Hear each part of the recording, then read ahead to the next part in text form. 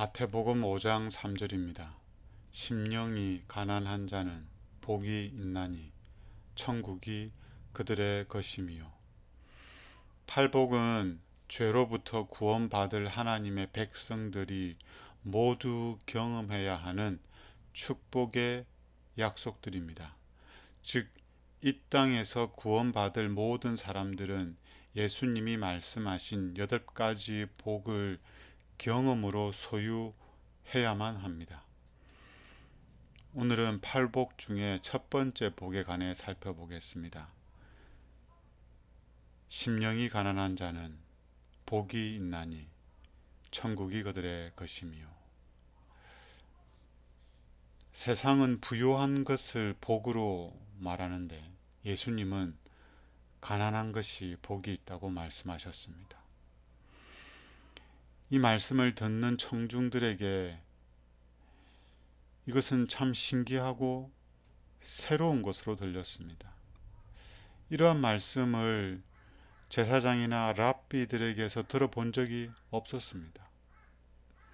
예수님의 말씀에는 그들의 자만심이나 교만이나 욕심이나 야심에 만족을 주는 것은 발견할 수가 없었습니다.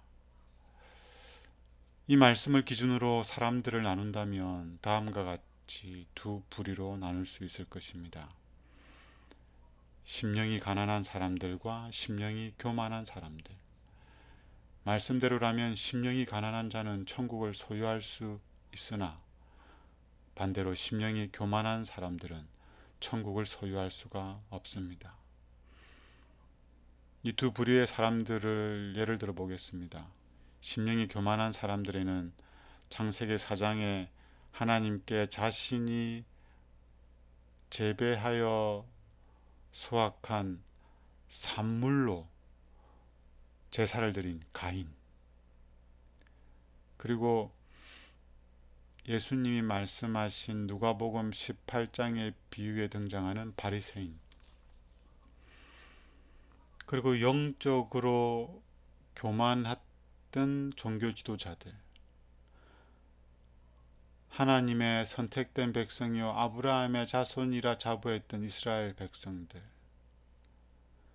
그리고 율법으로는 흠이 없다고 하였던 회심전 바울,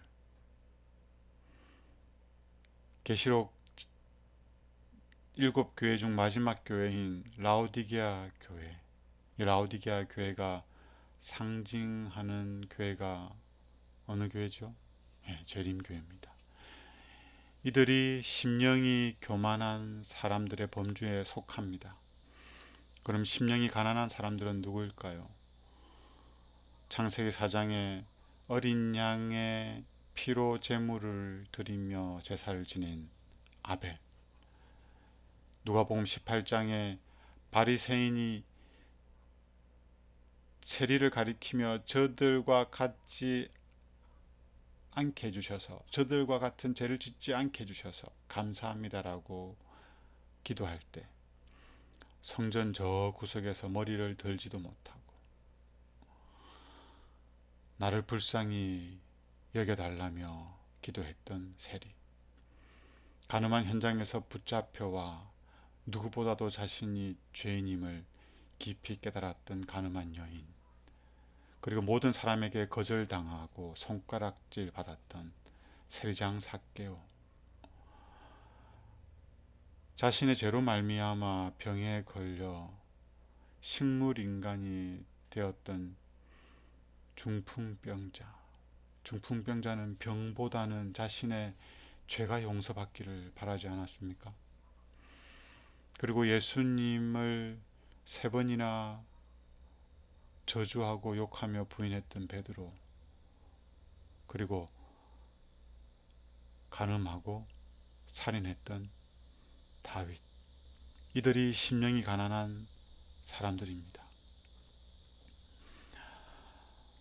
심령이 교만하여서 하늘을 소유할 수 없는 사람들에 관해 산상보온 7쪽에 이렇게 말합니다. 스스로 완전하다고 느끼는 사람, 해심전 바울과 같은 사람이죠. 다시 말해 자신이 꽤 선량한 줄로 생각하고 현 상태에 만족하는 사람은 그리스도의 은혜와 의에 참여하려고 하지 않는다. 유대인 종교 지도자들, 이스라엘 백성들, 라오디게아 교회, 그리고 재림교회 안에 많은 사람들이 이와 같은 상태에 있습니다. 자신은 안식일을 지키노라 공언하며 율법을 지키는 백성이다, 남은 백성이다 라고 자부하고 있는 사람들이 있습니다. 이러한 교만은 아무 필요를 느끼지 않으므로 그리스도와 또 그분께서 오셔서 주시고자 하신 무한한 축복에 대하여 마음의 문을 닫는다. 이러한 사람의 마음 속에는 예수님을 위한 자리가 없다. 스스로를 부유하고 존경받을 만한 인물로 여기는 자들은 믿음으로 구하지 않으므로 하나님의 축복을 받지 못한다. 그들은 스스로 풍족하다고 생각하므로 빈손으로 돌아간다.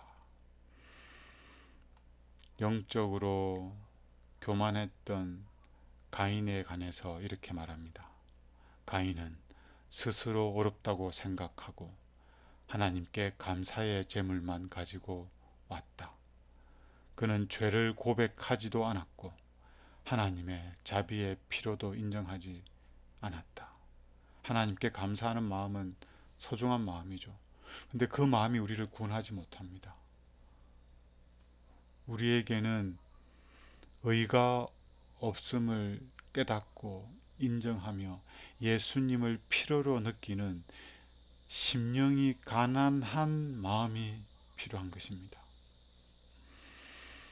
이 심령이 가난한 사람에 관해 산상보온 7쪽에 이렇게 말합니다. 스스로 구원받을 수 없고 스스로 어떤 의로운 행동을 할 수 없다고 생각하는 자들은 그리스도께서 주실 수 있는 도움을 감사히 여기는 사람들이다. 그들은 심령이 가난한 자들이며 그리스도께서 복이 있다고 하신 사람들이다. 이들이 바로 천국을 소유하는 자들입니다. 그 대표적인 사람인 아벨에 관해서 이렇게 기록하고 있습니다. 신물기원 152쪽입니다. 아벨은 하나님의 어린 양을 예표하는 피를 가지고 나왔다. 그는 나올 때 자기 자신이 죄인이며 잃어버린 바 되었다는 것을 자복하였다. 그의 유일한 소망은 공로 없이 주시는 하나님의 사랑을 받는 것이었다. 필요를 느끼고 우리의 궁핍과 죄를 인정하는 것이 하나님께서 우리를 받으실 수 있는 첫 번째 조건이었다. 가인은 자신을 죄에서 구원할 구주의 필요를 느끼지 않았지만 아벨은 자신을 죄에서 구원할 구주의 필요를 느꼈던 것입니다. 이런 사람들만 예수님이 구원하실 수가 있습니다. 그래서 예수님이 죄인을 구원하기 위해 하시는 첫 번째 일은 우리의 죄를 깨닫게 하시고 우리에게는 아무런 의가 없다는 사실을 알게 하셔서 우리의 심령이 가난하고 궁핍되게 하는 것입니다. 산상보온 7쪽 8쪽입니다. 그리스도께서는 먼저 당신이 용서하시는 사람을 뉘우치게 만드신다.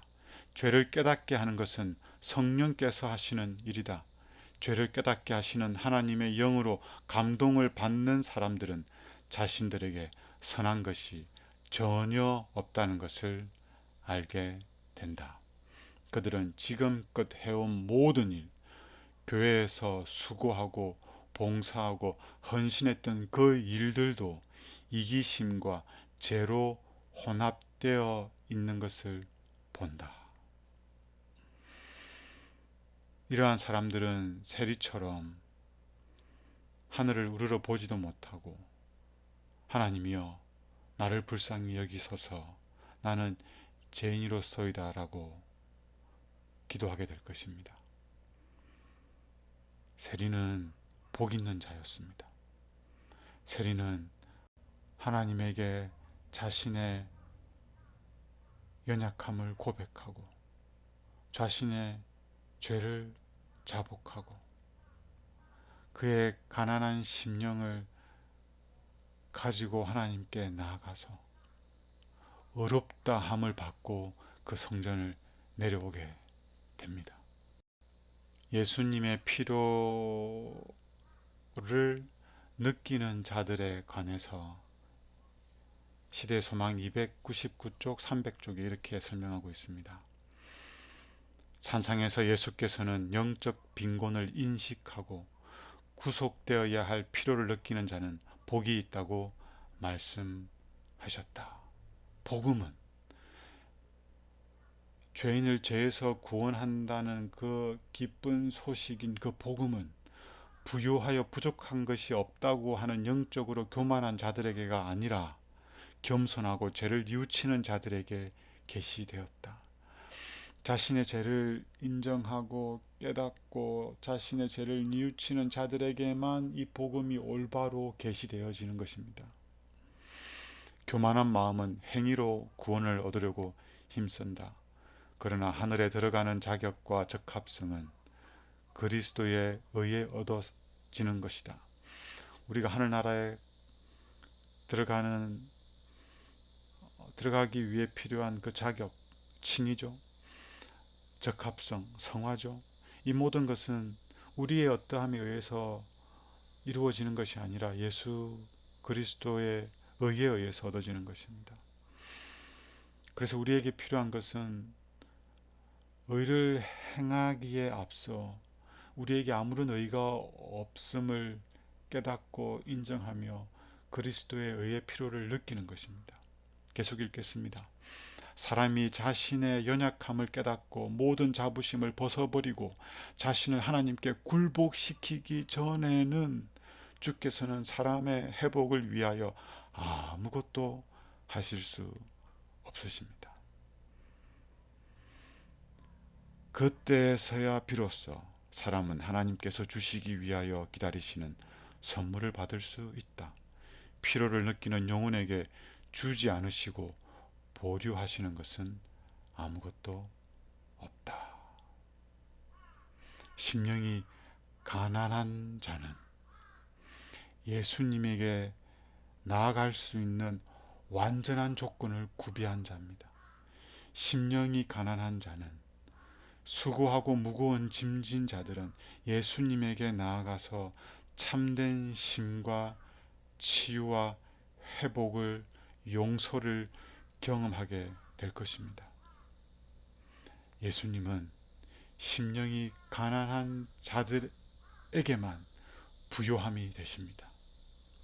예수님은 심령이 가난한 자들에게만 의가 되십니다. 예수님은 심령이 가난한 자들에게만 구원자가 되십니다. 우리의 심령이 십자가를 바라봄으로 예수님을 생각함으로 가난해져서 천국을 소유할 수 있게 되면 좋겠습니다.